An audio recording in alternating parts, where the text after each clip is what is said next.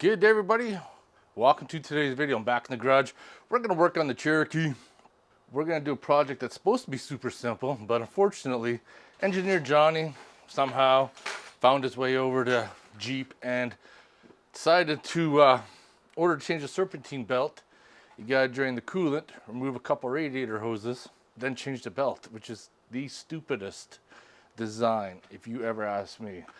An easy change item like this should not be made too complicated. Pull the inner fender skirt. Typically half-hour job. It's probably going to take a few hours. That's where the serpentine belt is, way down there. I always like to put a rag down just so that it can't connect power. And the Trailhawk has a metal skid pan.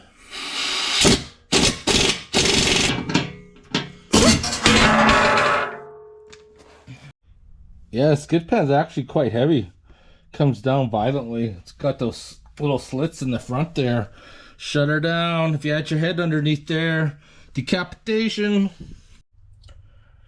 Got a little hose attached, and best way to possibly see. I don't know if the camera can see in there. We'll go up top. Probably not gonna see much from up top either. Come on.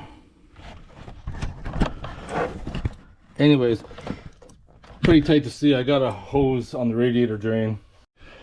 Gotta pull cap. Alright, start the process. Draining her out. I want to get out as much coolant as I possibly can, so I got this kit that allows me to pressurize it up. This is the kit right here, got it off Amazon. So I'm going to do just, I don't know if you can hear, but you could hear coolant coming out. We're just going to lift this up so we get the tire off the ground.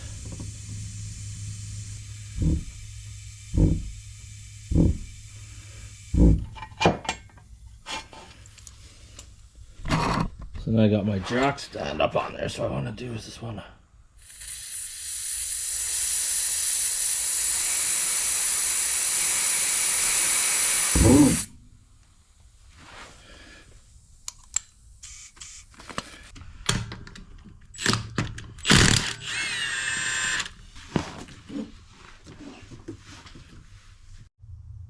oh, they say you can remove that door and get access, but they say it's just as easy to remove the skirts, remove all these bolts.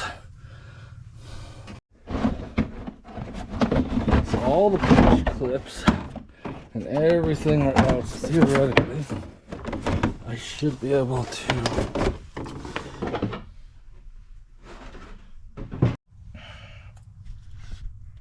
we got a lot more room.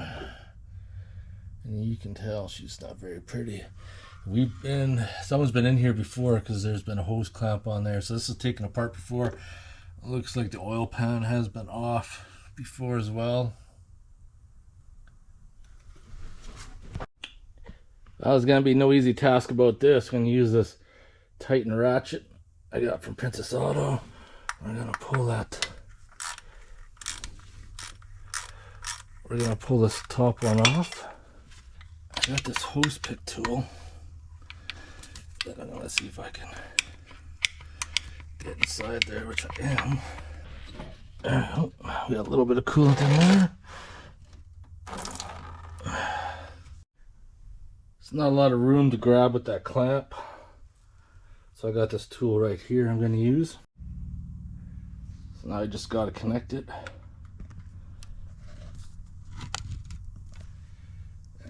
See, it has allowed me to squeeze that clamp. Same thing, we're gonna take this special hose pick and we'll get that off. Perfect. we take one last look how everything's routed. I need to inspect some of those pulleys too afterwards, so let's hope for the best. I know this is not the best view, but it is what it is. This belt is actually in really good shape, no cracks. I'm going to keep it as an emergency spare for now. I do feel that I'm probably going to put some grease in those bearings. Just got the first one out, repacking it full of grease. Got the second one out. Do the same thing, repack the bearings, get her back in. Quickly learning with this transverse motor, anything is going to be a pain in the ass. If you want to change the belt tensioner, got to loosen the motor mount, jack up the body. Same thing with the water pump. You need to download the service manual for this, get it online, only like 30 bucks or so, but this is not going to be a fun vehicle to work on, that's for sure. Yeah, those bearings are pretty dry, that's for sure. I'm telling you right now, getting this upper pulley back in was a nightmare. You definitely have to have good dexterity to get that bad boy in there. It was not fun, to say the least. Like I said, I don't think anything in this car or SUV is gonna be fun at all. That bearing's nice and greased now, nice and tight. This other one will be easy. Second pulley's back on, super tight now with the grease.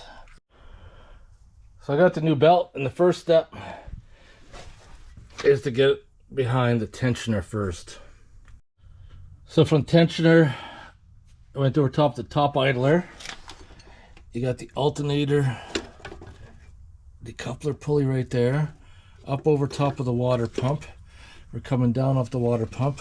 Gonna go to the AC compressor. So I don't know how this is gonna play out yet. I just gotta get over that last pulley, make sure everything is what it is.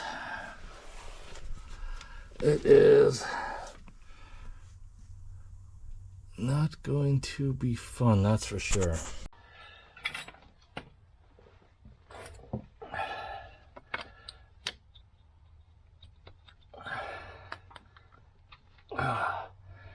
I'm on, but am I on?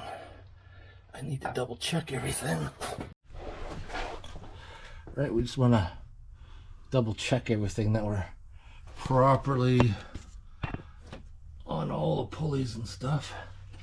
Even the alternator, which is way up there. It's probably not going to be able to see. Alright, we're in. It's kind of a pain in the butt, but it's taken care of.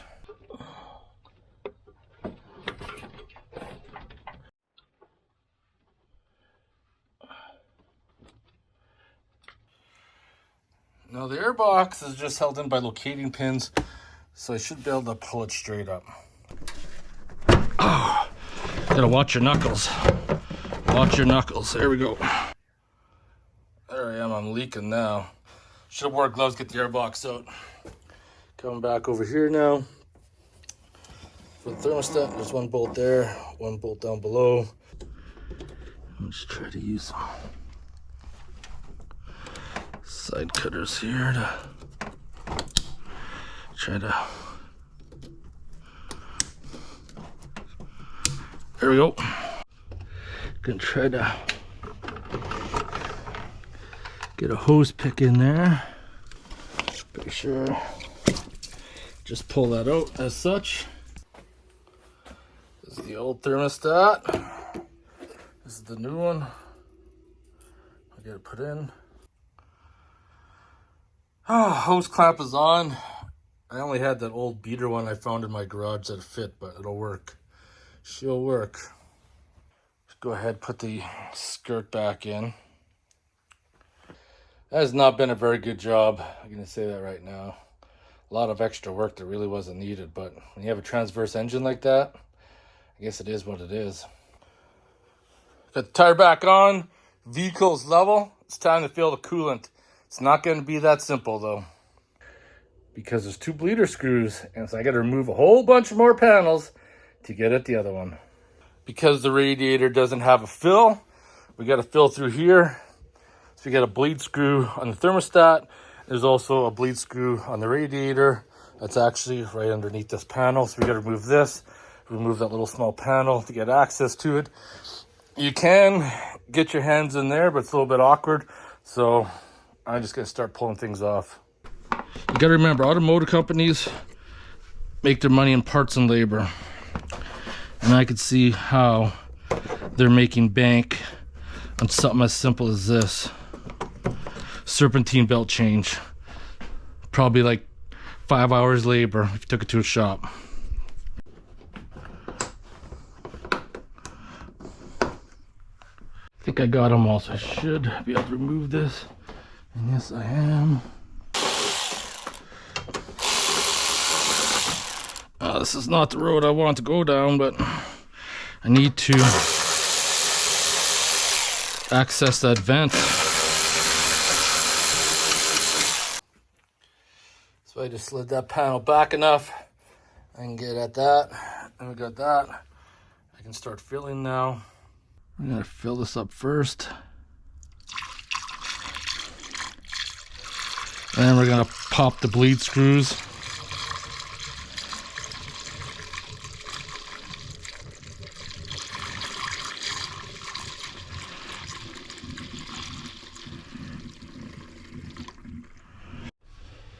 I'm getting a cracked thermostat one first.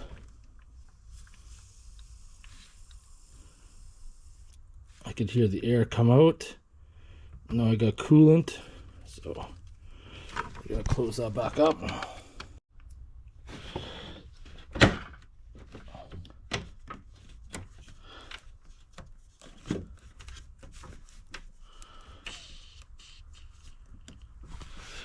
Could hear the air come out of there too.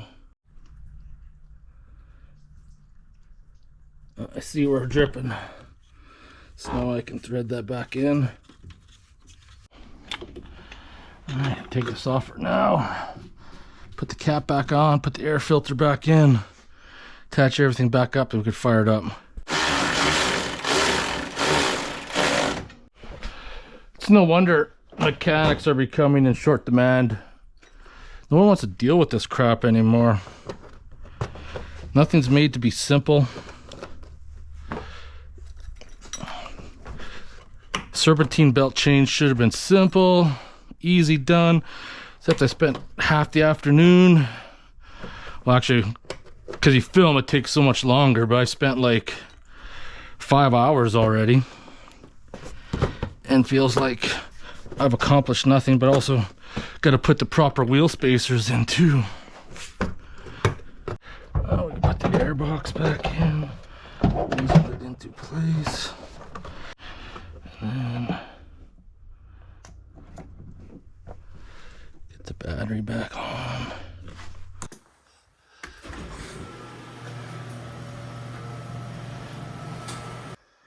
Start this thing up, hopefully there's no issues.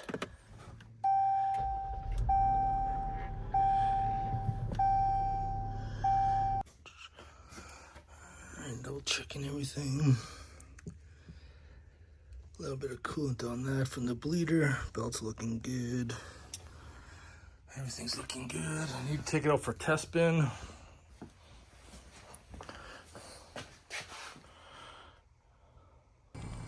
As frustrated as I was, I still had one more task to do. I had to put those centric hub spacers in. I finally got the proper ones in. The ones that I got sent were plastic, but I'm fine with that. Because the other ones I had were 2 millimeters too big, and the centric spacers should fit firmly on the hub there. And once I got my wheel back on, you can see it's perfectly centered now, and I shouldn't have any issues. Test drive was going great. I really like the city's getting these purple lights put in. And I really like them. I find them they're a lot better driving at night. I find myself you have more depth of field during nighttime than you do with the other street lights that are yellow or clear, whatever.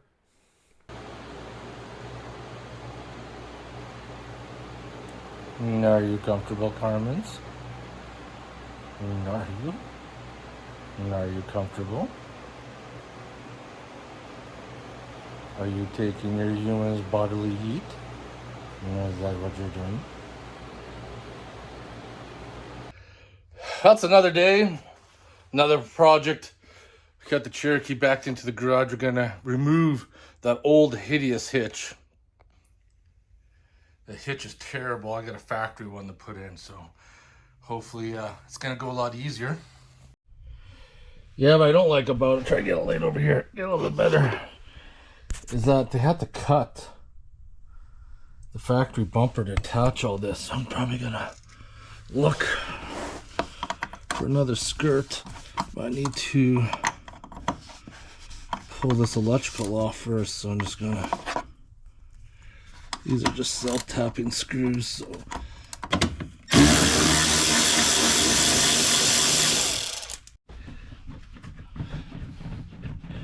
so this is all loose now. What we need to do, I got a trim tool of sorts here.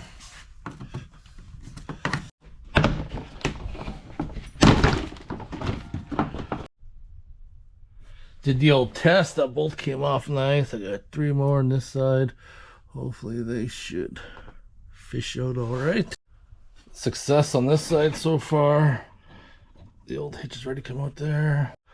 Well, hopefully this side will come off equally as easy.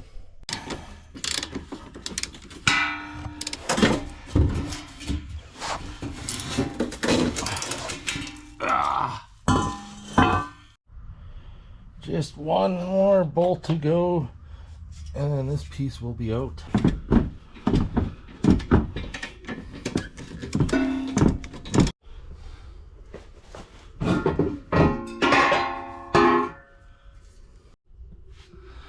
I don't know what this green wire is. It must have hacked into the wiring somewhere.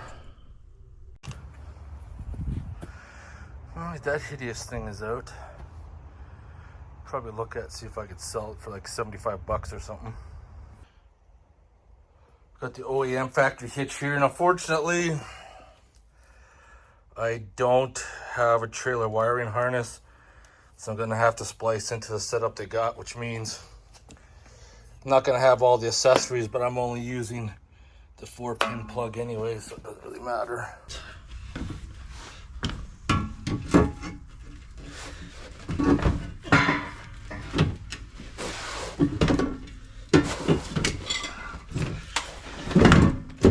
That one didn't weigh easier than it did coming out, that's for sure. So let's get all the bolts in, just loose first before we tighten them up. So when tightening up the hitch, got all the bolts in now. I'm going to do the bottom one first, because I'll kind of set the profile, then I'll do the 2 side ones.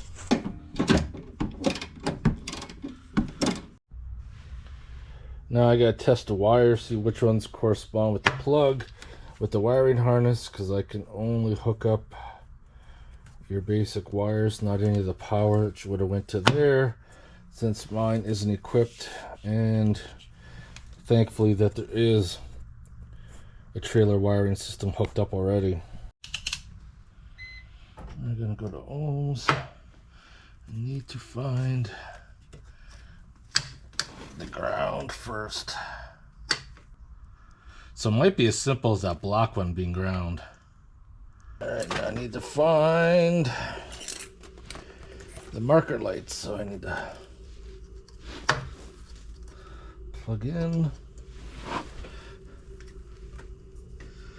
Which wire is it? It's not that one. It's not that one. It's not the green one. It's not that one. It's not that one. It's this one. This one right here, which is white and brown. Next wire we're going to look for is the left.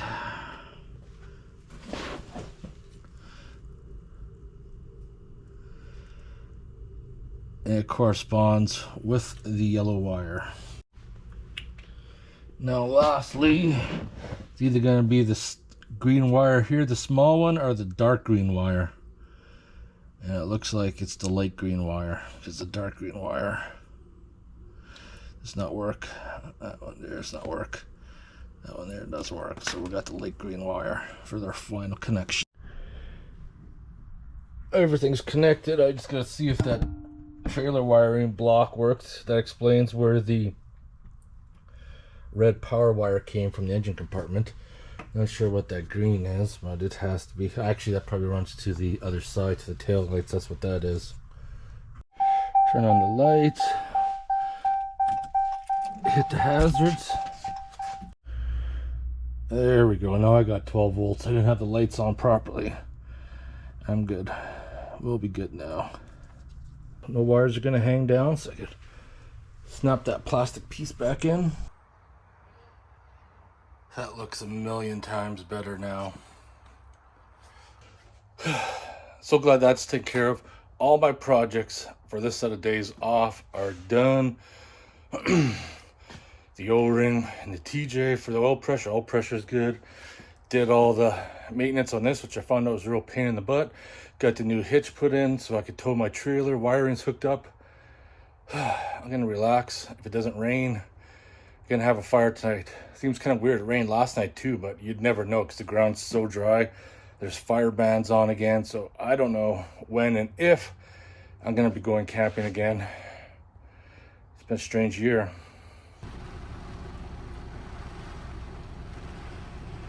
And I just washed my Jeep too.